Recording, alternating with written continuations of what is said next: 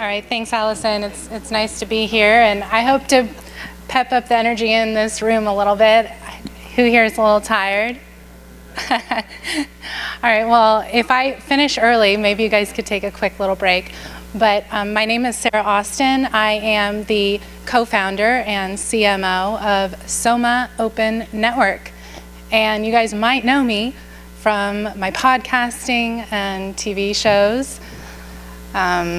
Has anyone watched Startup Silicon Valley on Bravo? Okay, so I was the one who lived at the Four Seasons with the little white dog. So you've probably seen me on TV. I also have a popular column in Entrepreneur magazine, and I stay abreast writing about crypto and blockchain, all things interesting in the media. But in terms of my life as an entrepreneur, this is a really exciting company, and you guys may actually have this app already on your phone. Does anyone here use Soma? It's a WhatsApp competitor. Anyway, that's okay. Maybe just one person in the back. I'll take it because we're not that popular in the United States, although we do have a large base of English-speaking users. I just want to share a little bit about where we are popular and how we got our success. We are a social media platform that's wildly popular in the Arab-speaking world. And we had an overnight success in this region, and we climbed to be recognized as the #1 social media application in Saudi Arabia. This happened when WhatsApp was banned. We took advantage of this by deploying word-of-mouth marketing and promoting our application as a really safe, encrypted, blockchain-based messaging app where you can have all your free phone calls, and it essentially replaced WhatsApp in the region. It grew like wildfire, and we got 10 million users within 1 month. Thank you. So thank you to the UAE for banning WhatsApp. But why does this happen? People care about their data. Governments care about how institutions are using your data. And just as we saw in the panel before, people care about privacy. And this is something very important to us at Soma and why we're building our platform on blockchain technology. It really makes sense. We have just recently announced within our application the Seeds token and a crypto wallet.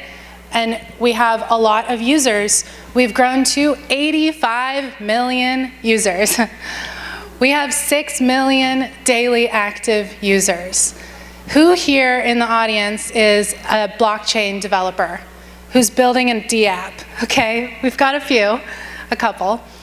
Well, then this news might be relevant to you guys. We're opening up our network, and this is big news for D-app developers because there's a lot of D-apps, but there's not a big uptake in users. You know, how do you get users on your D-apps? Just like how Facebook opened up their network to application developers for the first time, and you saw this growth of applications like Farmville, this is what we're doing, but we're doing it in the new model. So I'm just going to talk a little bit about the old model and why I believe we have seen success following this new model, which is blockchain-based social media, which is the future of social media. You know, people, they want answers about how Facebook is using their data.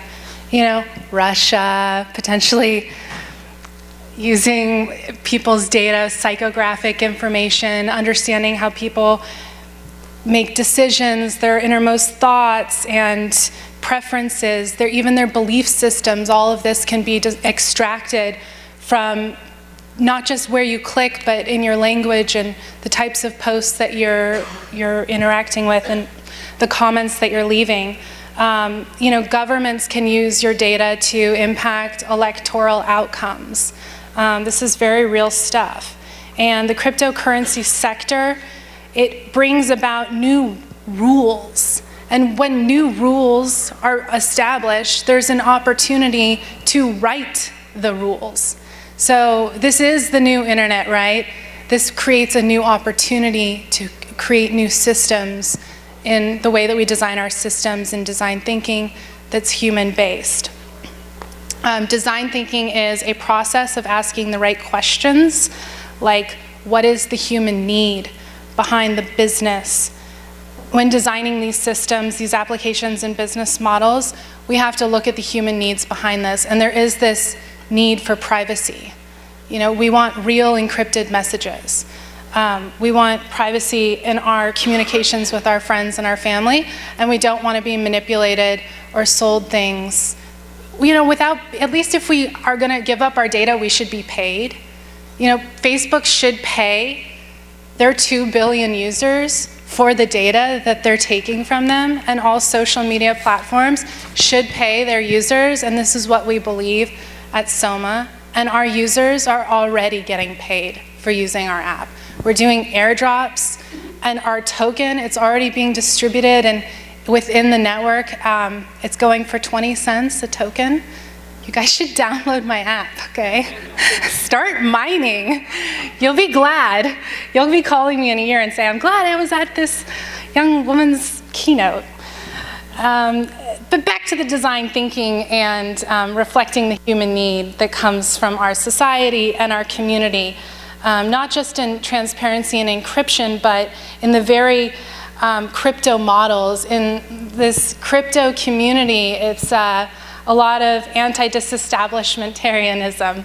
It's a lot of forming these new rules and establishing a distributed society, a means of the future new rules and standards. So design thinking is something of great importance to social media, especially for the future of social media. Facebook, this is the old model where you give up your data in exchange for free services. So you get to use Facebook for free, but they get to own all your data. The new model is, if you give up your data, then you should be paid. And if not, then you should have privacy and ownership over your data. Yes. And blockchain is remarkable because it introduces the neo-economics to communities, and SOMA is taking advantage of the design thinking opportunities that blockchain provides, because we're looking at the human element, and we're looking at the wheres and the wherefores of the SOMA community, and we're analyzing how this is related to self-governance, but also the self-governance of this region in the Middle East and the values that the community shares. So what are these shared values, and how does this new economic model that we're seeing with blockchain technology, what does this give us? You know, not just free services, but revenue share. And this is with the SEEDS token. So on the SOMA Open Network, we have, like I said, we've distributed this crypto wallet to our 6 million users. And our users, they're half women. Today we're at the Women of Crypto event as part of the Crypto Invest Summit. And the women in the Middle East have a shared community of shared values. This is reflected through how they spend their money and the economic empowerment that is provided to these users through how they spend their money. Because I always used to say, you know, you vote with your wallet. So wherever you're shopping, you're voting. So if you don't like that Zara has poor ethics with, you know, child slavery and these things that come out in the news, then don't shop at Zara, because you're voting for these standards within the global economy and community, right? But now with blockchain, you're really seeing how you're voting with your wallet, because you can see it. It's all transparent out there, unless you're on one of these private chains like Monero, but for the most part, it's transparent. And you have this opportunity to really have these crypto features inside these apps where there is this community self-governance, and you are really you can really vote with your wallet in this way that the community is empowered, especially in regions where women are not empowered. So let me tell you a little bit about the design thinking and how we're implementing these features into our application. So it's not just mining features where you can earn crypto. There's also gaming, sharing with friends, but there's something we're announcing now, which is the in-app social governance.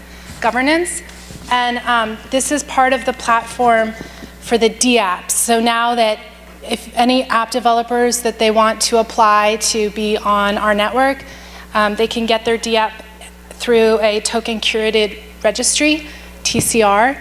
And what this acronym, let me just tell you what this is. Okay, so if you're on Google, this is, it's a list, right? You search something, you receive a list of results.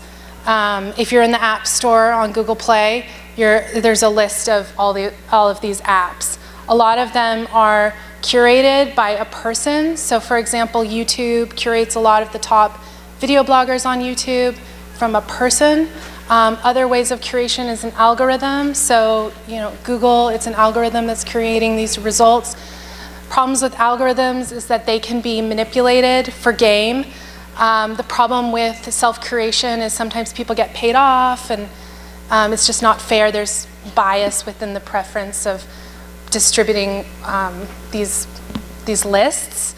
So with the token curated registry model, the TCR that we're implementing on the SOMA Open Network, it's governance. The governance is seen through the community.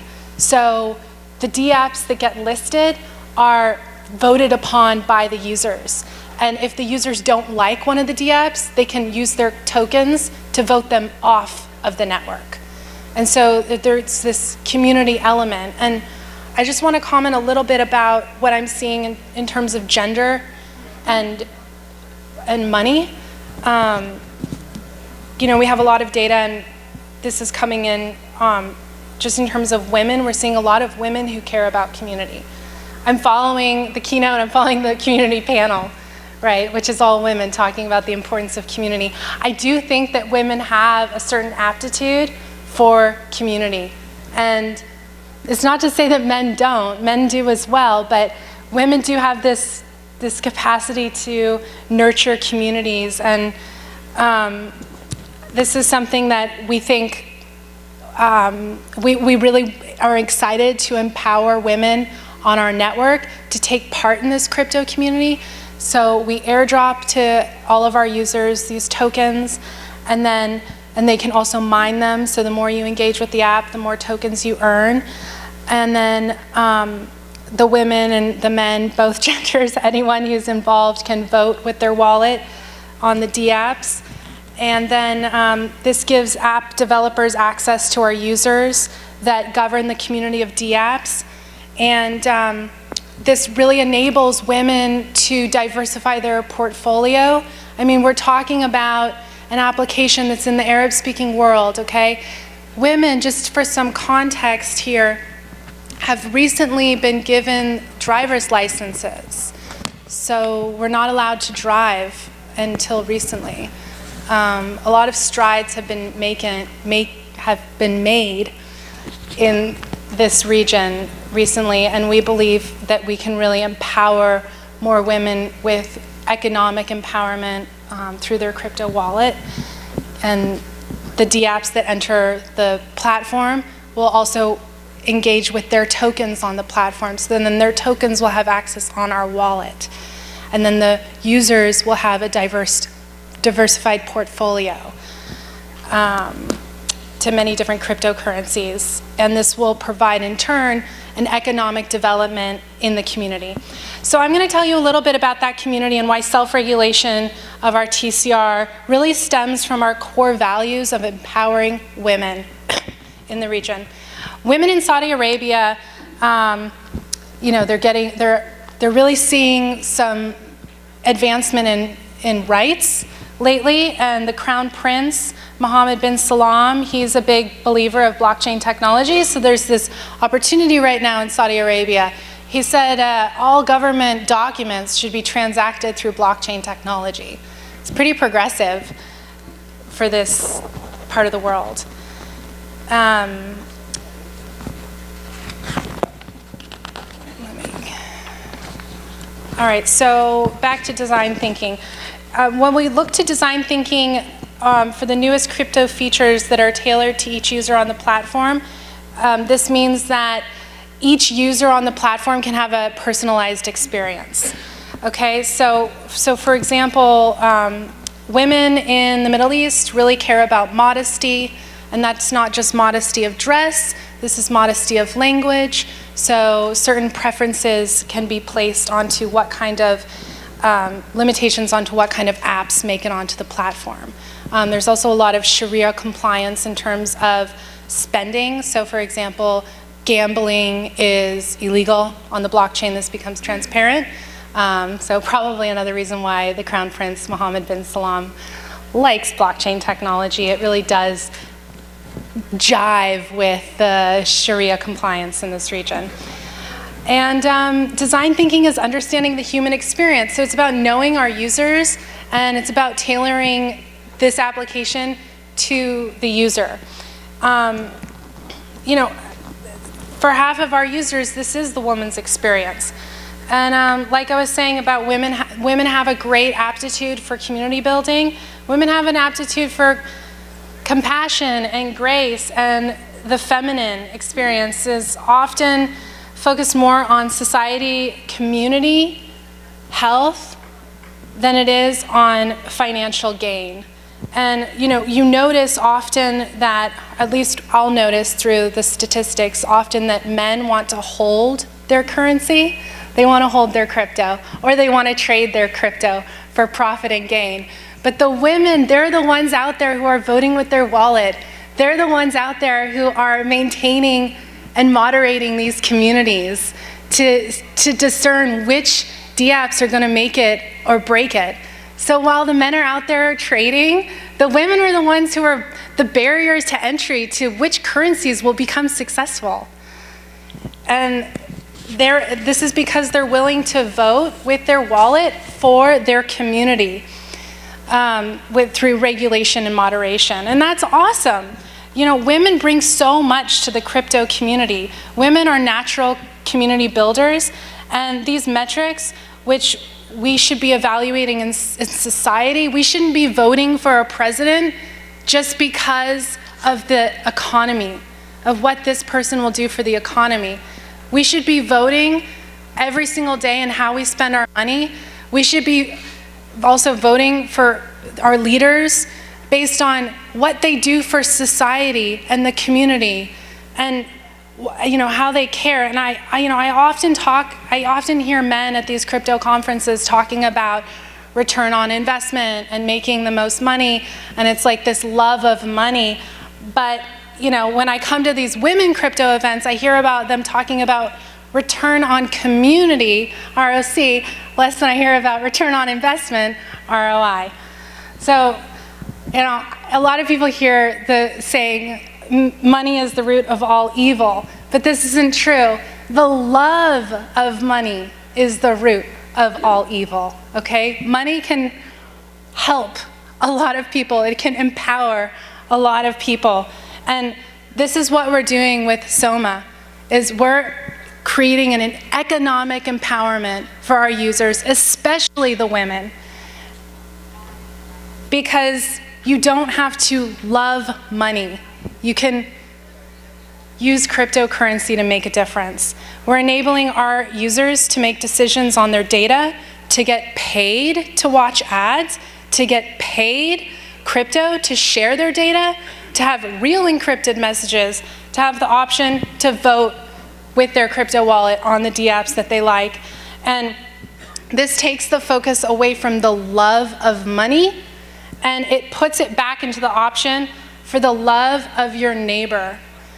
I think that we are all called in life to make this choice, and I really hope that everybody here will think about this when you're investing in which cryptocurrency to buy. What is this crypto doing for society and for the community? All right, so I'm Sarah Austin. You can follow me on Twitter or tweet me. I think I have a few minutes for questions if anyone has anything. I'd like your reminder code for your app. Sorry, what? Reminder code you need to get onto your app.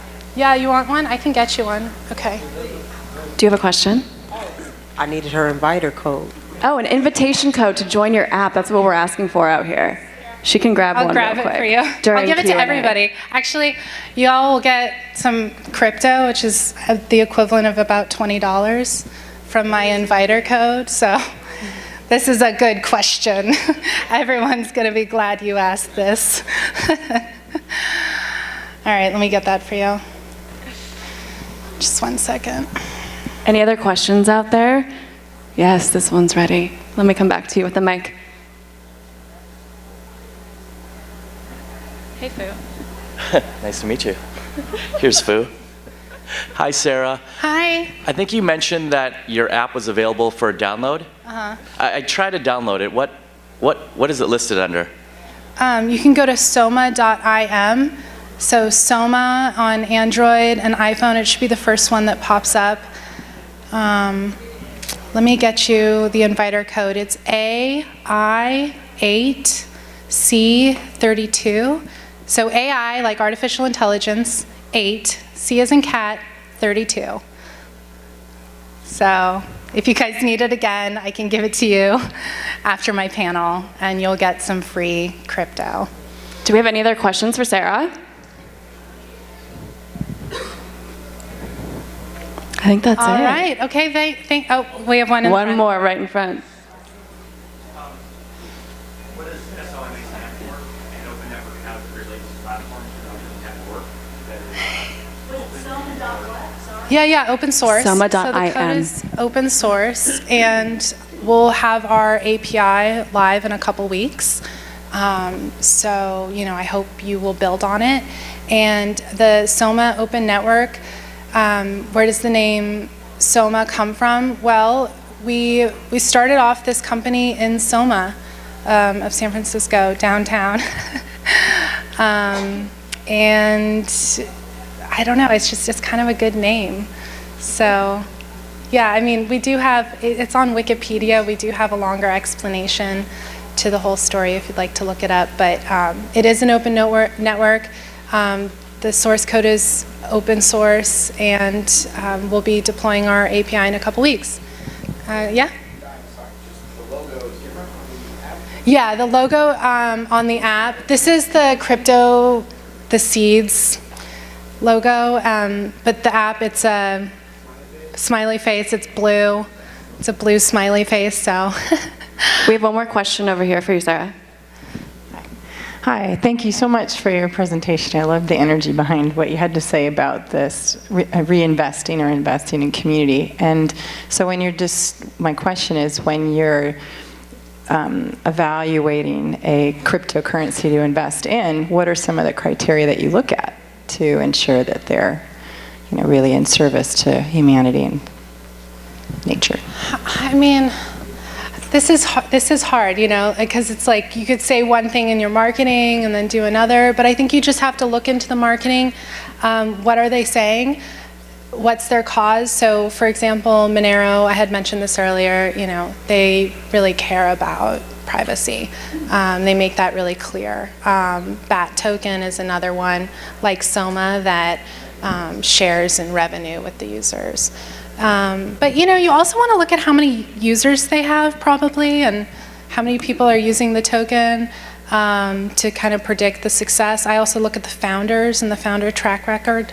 And then another thing I'll look at is I'll go on GitHub and I'll read the code and do a technical evaluation. Did they copy and did they just fork somebody else's code, or did they come up with something remarkable in the code? Like, one example of personal opinion is the architecture. So the way that the code is written, if it's seamless, it's short, it's to the point.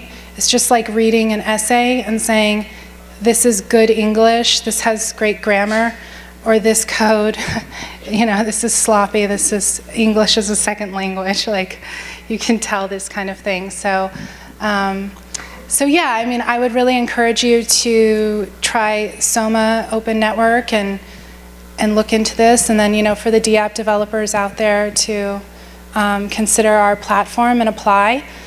We'll be taking applications in the first the first applications that come in are probably going to have a better chance than waiting. So also the fees are going to be decreased, so the DApp developers who apply now won't have to pay the fees to be on our network if they're accepted. So it's just a great opportunity for all the developers out here who want to get involved. I have a question. Are there any developers in the room? Couple. Women, female? Any female developers in the room? Yes, yes, we got a couple. Success. I mean, we can just wrap the day now. We have 2 female developers in the room, that's huge. Does anybody else have any questions? One last question for Sarah.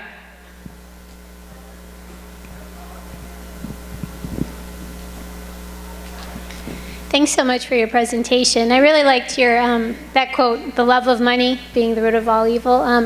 I was wondering what in terms of blockchain, what is Soma most similar to? Like Steam, EOS, Ethereum. What is it like? Yeah, I would say we're similar to EOS in the business model and the token economics. Yeah. Can we do one more question? I know I'm trying to push right it, here. but Last question. thanks, Allison. Yeah, no Thank worries. you. Thanks. Given MBS's recent activity in Saudi Arabia with the murder of the Wall Street Journal journalist and you running an encrypted private messaging app, what is the likelihood of, do you see potentially like a strategic risk to your platform right now, given the environment? Like WhatsApp was banned for having an encrypted messaging app. You guys have one on the blockchain. Do you see any risks to your current, ability to operate? I think that there's always going to be risk with any government that wants to own data.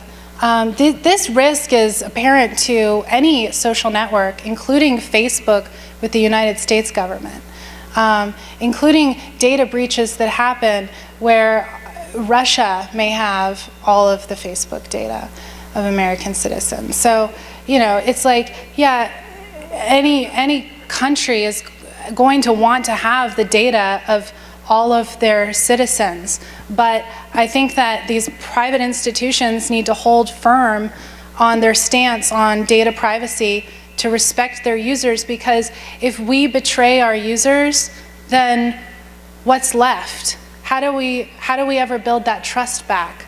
So, I mean, this is one of our core values, is we want to empower our users, and it needs to be their choice to share their data or not. All right, well, thank you very much, everybody. Thank you, Sarah. Big round of applause.